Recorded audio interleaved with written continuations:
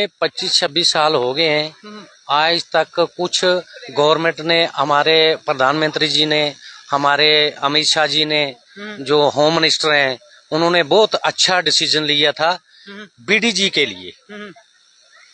और उसके बाद ये हुआ सर कि जम्मू कश्मीर में 13,000 लोगों की तनख्वाहें आ चुकी हैं और अभी जो है 30-35 हजार लोग जो हैं वो पीछे।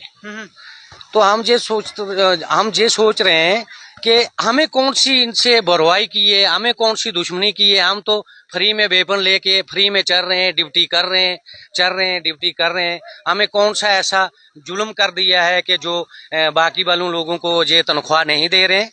हमारी यही रिक्वेस्ट है ऊपर गवर्नमेंट से कि हमारी भी तनख्वाह जल्द से जल्द आनी चाहिए। जो अनपेड वाले हैं उनकी जल्द से जल्द आनी चाहिए। हमारी यही सबसे ऊपर गवर्नमेंट से यही रिक्वेस्ट है।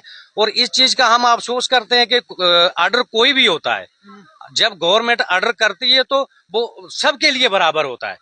ये नहीं होता है कि बीच में से जवान कुछ उठा लिए, उनको तनख्वाह लगा ली, किसी को वेपन 50 लाख का वेपन हमारे पास है, क्या हमारी कोई जिम्मेदारी नहीं है?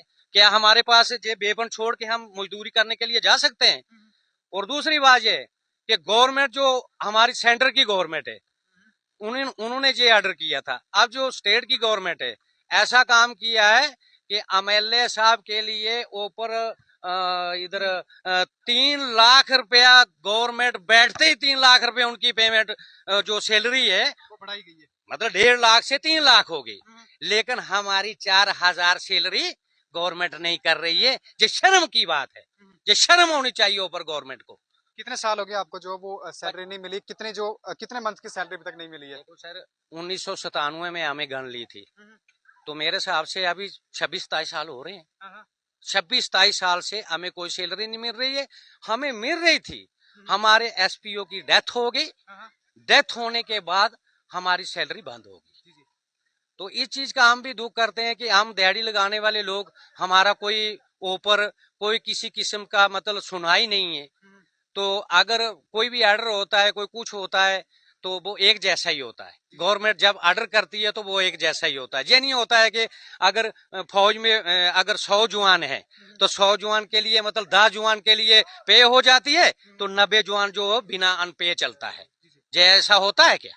ऐसा तो नहीं होना चाहिए। ऐसा तो नहीं होना चाहिए। तो ये हमारी रिक्वेस्ट है आपके माध्यम से।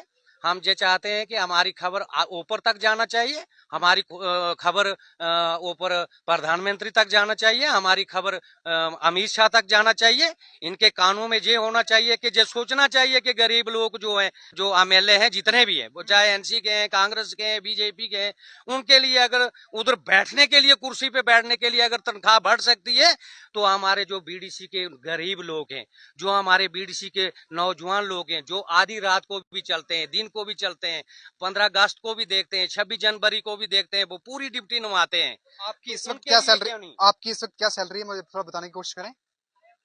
जो पेड वाले हैं उनको 4,000 रुपया मिल रही है। सही टाइम पे वो भी नहीं मिलती है, लेकिन आगे पीछे करके मतलब 4,000 रुपया मिल रही है। जो अनपेड है तो उनको मिल ही नहीं रही है, बिल्कुल कुछ नहीं मिल रहा है। कुछ भी नहीं मिल रहा तो है। फिर आप वेपन लेके जिस तरह से आपको आगे पीछे जाना पड़ता है, तो ये तो एक सुरक्षा की बात है ना कि आप बिल्कुल नहीं सर, हिल भी नहीं सकते हैं हम। अगर जे हमारा ऑटोमेटिक वेपन है, जे हमारे पास हाथ में, जे अगर हम लेके अगर कहीं दिहाड़ी पे जा सकते हैं क्या? नहीं जा सकते। जे दिहाड़ी पे लेके हम घूम सकते हैं क्या?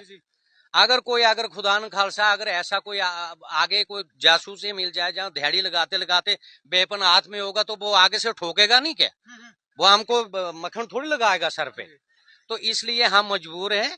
वेपन भी हमारे पास है, इसकी भी सुरक्षा करनी है, अपने गांव की भी करनी है, लोगों की भी करनी है। इसलिए हम मजबूर हैं। इसलिए हम आपके माध्यम से ये सोचते हैं कि हमारी खबर ऊपर तक जाना चाहिए, गवर्नमेंट के कान तक पहुंचनी चाहिए। जब ये आपके ग्रुप बने थे तब आपके साथ क्या वादे हुए थे? तब तो ये वादे हुए थे कि हमारे को एक बार यहाँ से जिता लो, देखो कितना सबके सब लोगों की एक भी नहीं बचेगा, बीडीजी वाला एक भी नहीं बचेगा, सबको सब पे मिलेगी। लेकिन इन्होंने गवर्नमेंट बनाते ही ऐसा काम किया कि एमएलए की जो 1.5 लाख रुपया तनख्वाह थी सीधी 3 लाख कर दी। हम पहले लेकिन गरीबों की नहीं हुई। हम पहले की अगर बात करें अब आप बात कर रहे हैं कि 25 साल हो गए हमें ड्यूटी करते, तो 25 साल में पहले भी तो जो आज अगर हम मौजूदा गवर्नमेंट की बात करें, ये नेशनल कॉन्फ्रेंस की थी, इससे पहले पीडीपी की सरकार रही, तो उन्होंने आपके साथ क्या क्या किया? यही वादा, जब तक वोट नहीं डाला, जब तक कोई जीता नहीं, जो कोई जीत रहा है, कोई हार रहा है, यही जो जीतने वाला मतलब ये सोचते हैं कि हमारी कुर्सी मिल जाए तो इनको इनसे भी वोट ले लें, तो बाकी जो चलते रहेंगे, फ्री में चलते रहेंगे, चाहे दिहाड़ी लगाए, मरे गले बचे, जो मर्जी हो।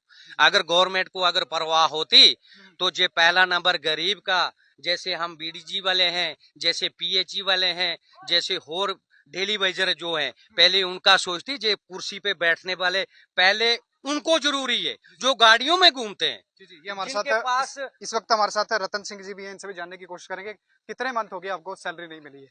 जी 25 साल हो गए हमें फ्री में सेवा देते हुए देश की और अपने गांव की। अभी तक आपको सैलरी नहीं मिली है? नहीं मिली। बड़ी बात कर रही हैं आप। जी जी।